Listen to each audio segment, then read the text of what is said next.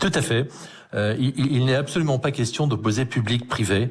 Nous sommes main dans la main et tous sur le front que représente cette crise sanitaire grave et jamais rencontrée jusqu'à présent.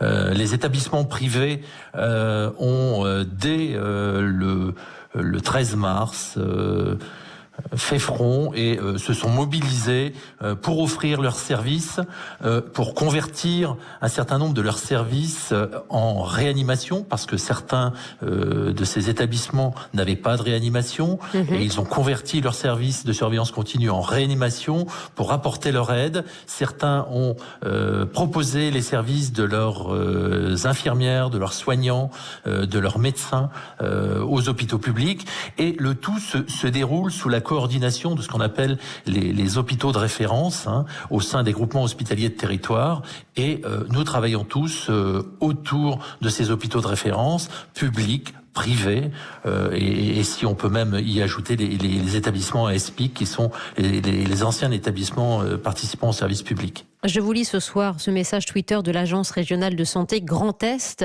Merci aux cliniques privées de la région qui accueillent aujourd'hui plus de 120 patients atteints de ce Covid-19 en service de réanimation, qui prennent en charge plus de 400 patients dans les services de médecine.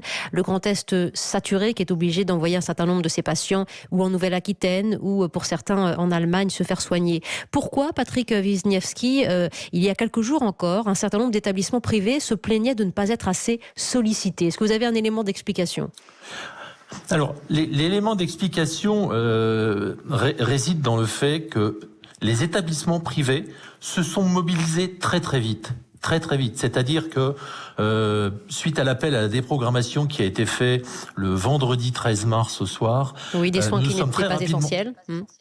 Voilà, nous sommes très rapidement mobilisés et je vais dire le 20-21 mars, la plupart des établissements privés étaient à pied d'œuvre dans la déprogrammation, étaient à pied d'œuvre dans l'armement de lits de réanimation et attendaient d'être sollicités. Il y a peut-être eu un léger décalage dans la constitution des coordinations territoriales de groupements hospitaliers de territoire qui a fait qu'on a eu l'impression, bah oui, on était l'arme au pied et on attendait. Et vous attendiez, oui.